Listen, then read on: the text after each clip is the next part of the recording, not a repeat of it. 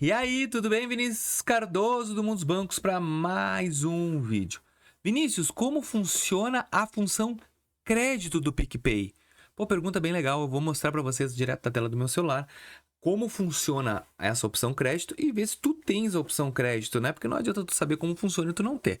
Bom, vou colocar a telinha do meu celular e vamos conversar a respeito disso. Telinha aí. Pessoal, a função crédito significa que o PicPay ou tu conseguiu ter um limite de crédito. E aí tu consegue comprar coisas parceladas. Mas tu tem que pensar o seguinte: quando a gente tem a função crédito, a gente tem um limite.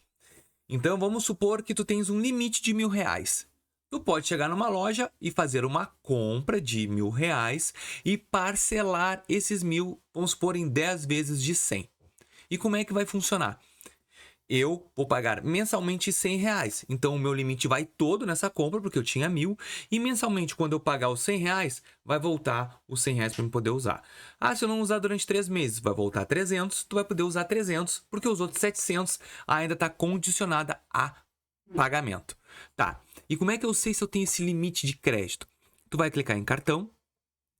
E agora tu vai ver, ó, limite atual, eu tenho R$100. Então, o PicPay me liberou R$100 para usar de crédito. Ah, Vinícius, mas eu queria ter esse limite e eu não tenho, tá zero. Como é que eu posso fazer? Tá vendo aqui, ó, limite extra? Se tu colocar no teu cofrinho 100, 200, 300, 400, R$1.000, o PicPay vai te dar 100, 200, 300, R$1.000 de crédito.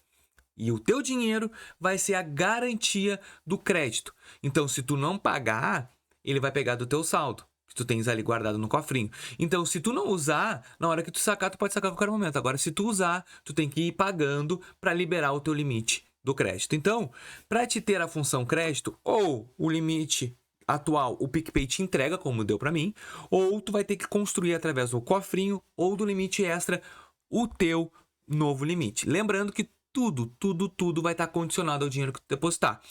Se não, o limite aprovado, esse limite aprovado aqui, ó, que tu tens, esse limite que o PicPay te dá, que aí tu não tem vínculo com nada, tu só tem que pagar mensalmente a fatura do teu cartão, tá bom? Não sei se eu consegui fazer tu entender, eu espero que sim. Se tu gosta do PicPay, no link da descrição tem um linkzinho para te abrir uma conta no PicPay. É um bom produto, eu acho que vale a pena tentar, tá bom? Espero que vocês tenham gostado desse vídeo e até o próximo. Valeu!